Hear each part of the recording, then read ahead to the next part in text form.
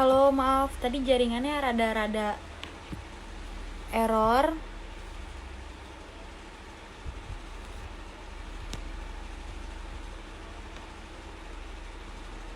Kita sambil nungguin Mbak Feli join.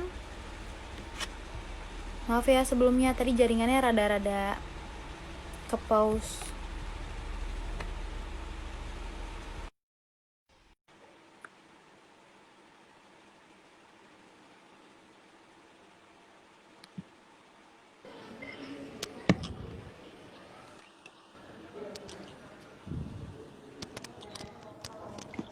Halo Mbak Fel. Halo. Mbak Fel, suaraku udah jelas? Yap, udah jelas. Maaf ya Mbak Fel, tadi keputus. Jaringannya Iya, rada-rada. nggak apa-apa. Aku pikir mengapa kamu menghilang. Mbak Fel, kita lanjut lagi yuk ke pembahasan topik tadi Yap, tuh yang finansial untuk UMKM. Ini aku tulis dulu deh temanya oke. soalnya yang tadi menghilang. Baiklah.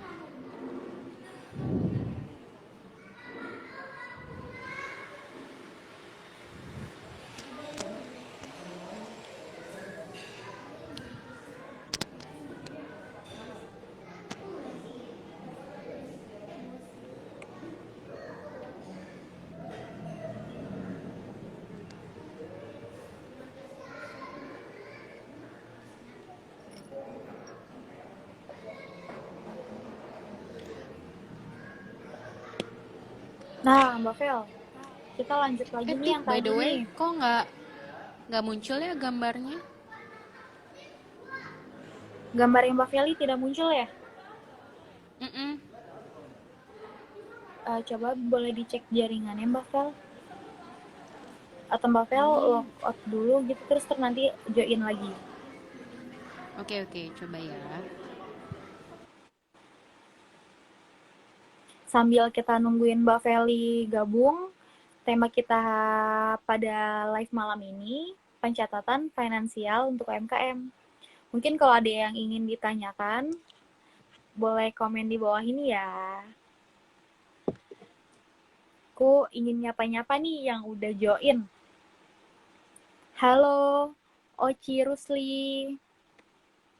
Halo Kak. Terus ada Bali dulu 00. Halo.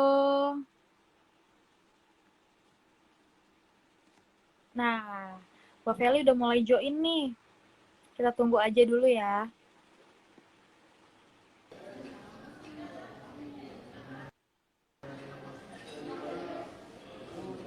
Halo Mbak Fel. Halo. Halo. Ya, halo, Mbak Fel halo. masih belum ada gambarnya ya? Heeh. Eh, kok ke kamera depan ya? Bentar.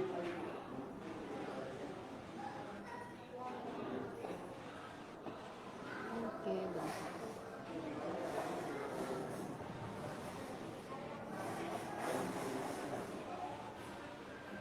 Bentar ya, aku rejoin lagi coba. Oke.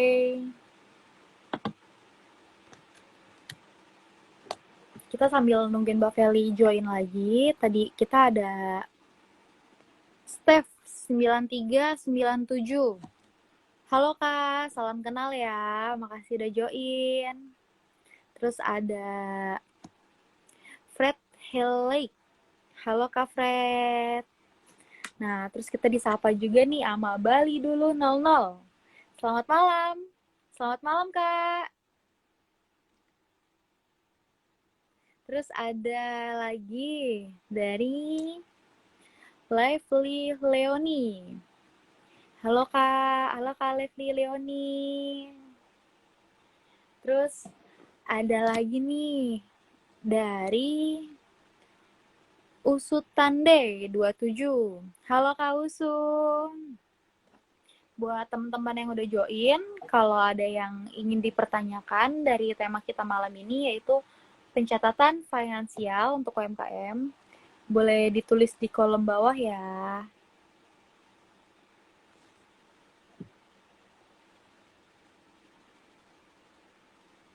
Kita lagi nungguin Mbak Feli nih, Mbak Feli lagi join ke kita.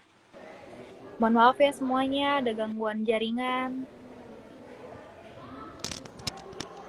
Halo Mbak Vel. Halo, halo. Kayaknya kameranya. Bentar deh. Oke. Oh, oke. Yap. Ya, Udah Mbak oke. Vel? Yes, udah. Nah, maaf ya Mbak Vel, ada gangguan jaringan tadi. Sorry ya. Yap. Nah, tema kita malam ini buat teman-teman yang udah pada join yaitu pencatatan finansial untuk UMKM. Jadi teman-teman kalau ada yang ingin bertanya tentang tema kita malam ini, di komen aja di kolom yang bawah ya. Nah, Mbak Vel, kita lanjut lagi yuk. Yang Ya. tadi, apa sih keuntungan dari punya data yang sudah kita catat? Soalnya kan kayaknya emang kita mesti catat-catat gitu tuh, keuntungannya tuh apa sih Mbak Vel? Aku pengen tahu.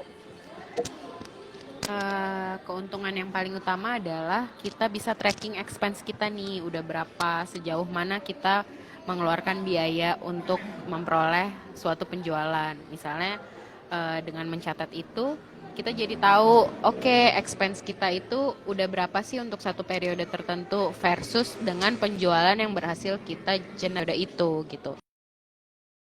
Nah, sebanding atau enggak. Selain itu, juga dengan kita konsisten mencatat, kita itu lebih mudah untuk menganalisa sebenarnya usaha kita itu efisien nggak sih untuk cost secara biaya dan efektif nggak sih untuk bisa dikembangkan lebih lanjut gitu.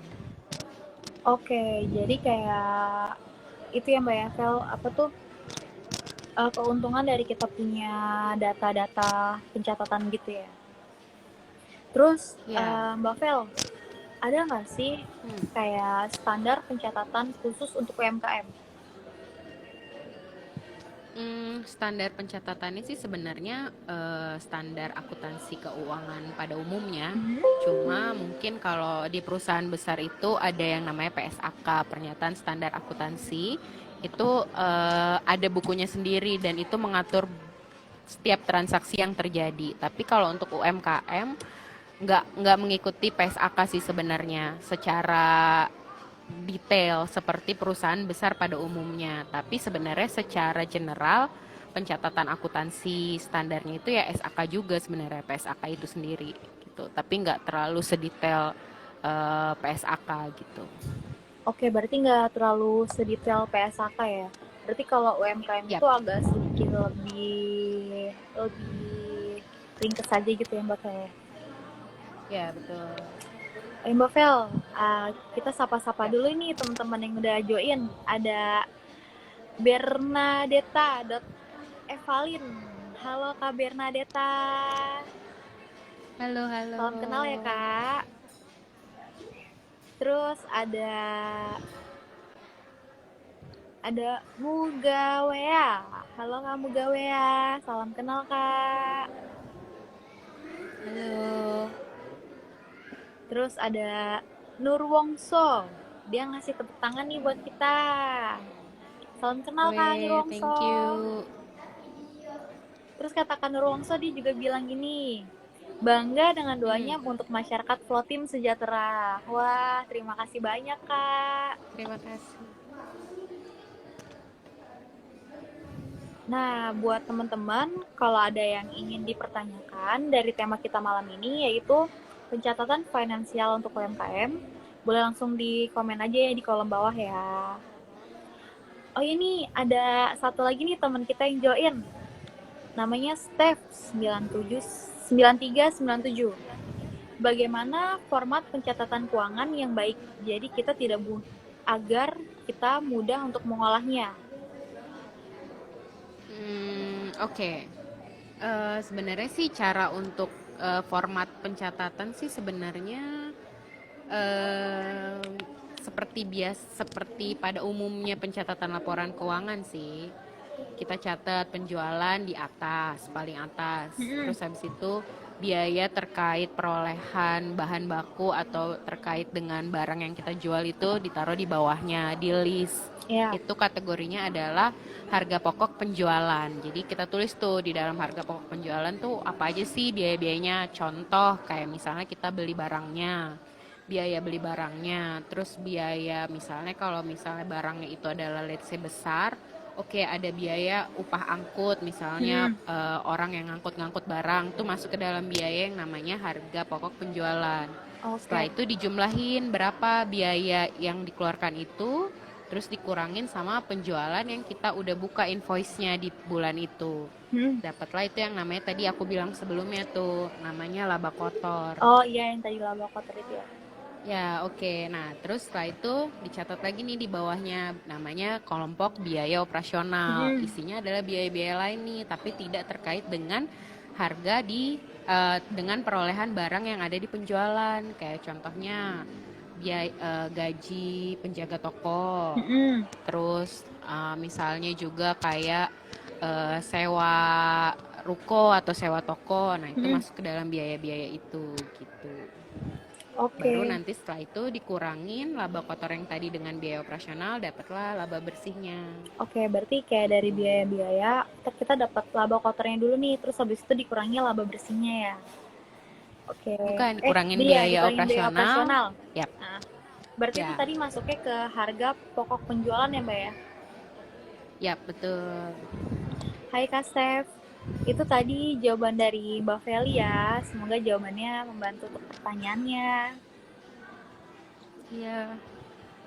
Nah terus kita sapa teman-teman kita lagi nih Mbak Fel yang udah join. Ada Krisanto Toirenius 30. Dia ngasih tepuk tangan nih buat kita. Terima kasih. Halo Kak Kris. Terus ada Fitias Hana. Halo Kak Fitias Hana. Salam kenal ya. Halo. Makasih udah join. Terima kasih.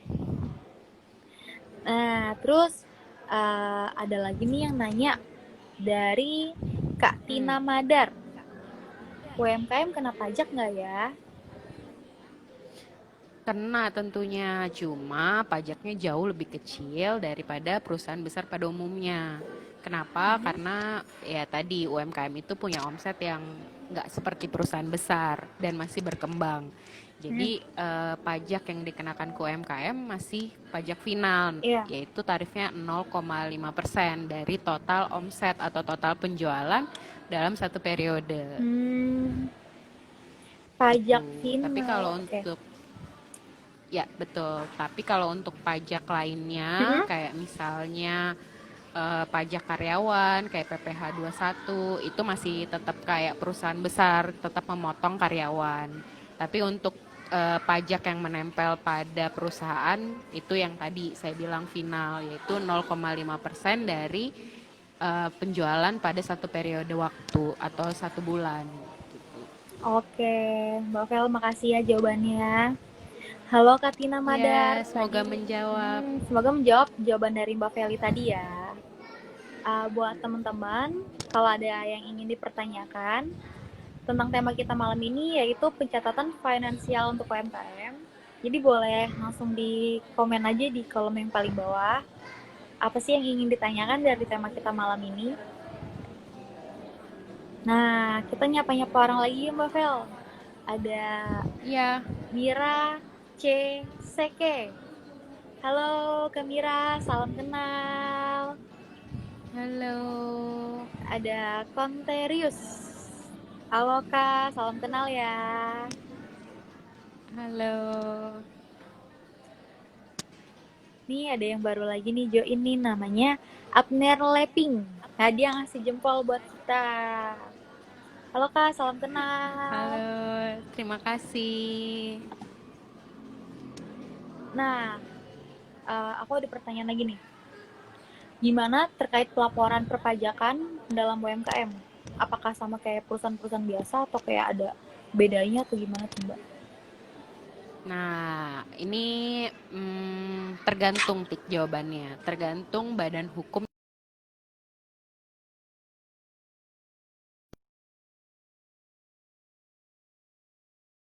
orang, itu biasanya Hmm? pelaporan pajaknya ikut ke SPT tahunan dari pemilik usaha itu. Hmm, Tapi kalau misalnya UMKM-nya itu udah berbentuk badan, ya. kayak contohnya PT atau perseroan terbatas, Hmm? itu harus dia melaporkan SPT tahunan atau gitu. Dia dikenakan tarif pajak final di tiap bulannya itu. Oke. Begitu Tik, kalau untuk pajaknya. Berarti untuk UMKM hanya kayak, bukan hanya sih, berarti kayak untuk UMKM berarti pajaknya cuma pajak final ya? Ya, betul. Nih kita sapa-sapa lagi yuk. Kak, ada lagi nih yang join. Ada Kak Juli Kosas. Halo Kak Juli Kosas, Halo, salam kenal. salam kenal. Wah, ternyata ada yang nanya lagi nih ke kita. Dari Kak Oke. Mira Ceseke.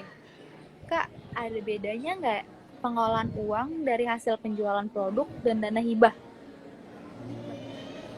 Hmm, pengolahan uang hasil penjualan dari gimana? Maksudnya bedanya pengolahan uang dari hasil penjualan Penjualan, produk dan dana hibah. ya, Oke, sebenarnya tentu beda. Kenapa? Balik lagi, dana hibah itu biasanya dia punya kayak requirement, punya objektif, biasanya punya deliverables tertentu yang diharapkan dari si orang pemberi hibah. Jadi tentunya pengolahan dananya adalah sesuai dengan biasanya budget yang dimasukkan ketika kita mau peroleh dana hibah itu. Jadi ada budget-budget tertentu. Tapi kalau dana dari hasil penjualan, ya tergantung PT itu atau tergantung dari perusahaan itu untuk mengelolanya seperti apa demi pengembangan bisnisnya begitu. oke Mbak Vel, makasih ya pertanyaannya. Tadi Kak Ya, Mira Ceseke, itu tadi jawaban dari Mbak Feli ya Kak. Semoga jawabannya menjawab. iya Mira. Kita sapa-sapa lagi yuk kan nih. Ada lagi nih yang join dari ESC. Halo Kak, salam kenal. Halo.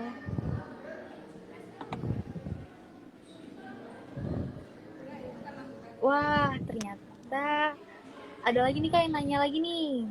Dari Kamira CSK. Dia nanya, ya, kayak yang lanjutin yang tadi. Kak, apakah dana hibah bisa digunakan untuk operasional juga?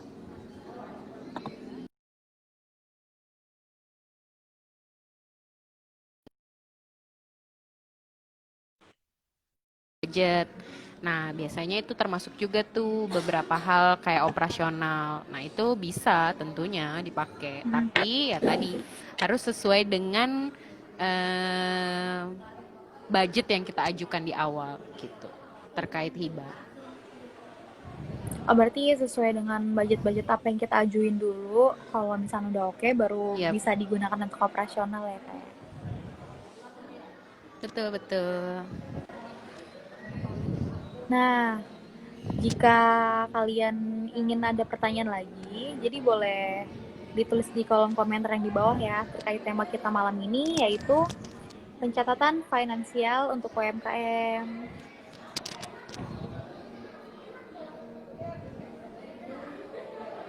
Nah, kita sapa-sapa lagi nih Mbak Vel. Ada Nila Tanzil. Halo Kak Nila Tanzil, Halo. salam kenal. Ya.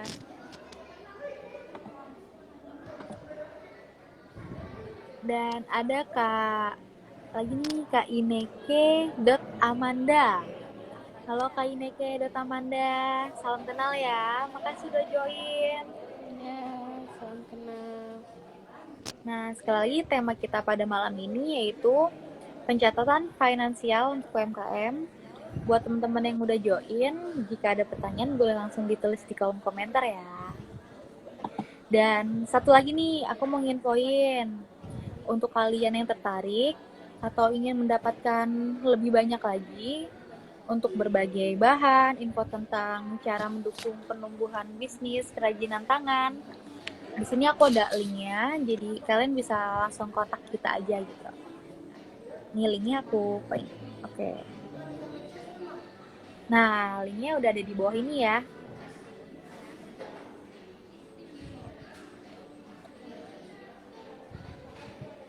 Buat kalian yang ingin mendapatkan lebih banyak lagi tentang info, bahan, tentang mendukung dan menumbuhkan bisnis kerajinan tangan. Linknya ada di bawah, jadi tinggal diklik aja gitu.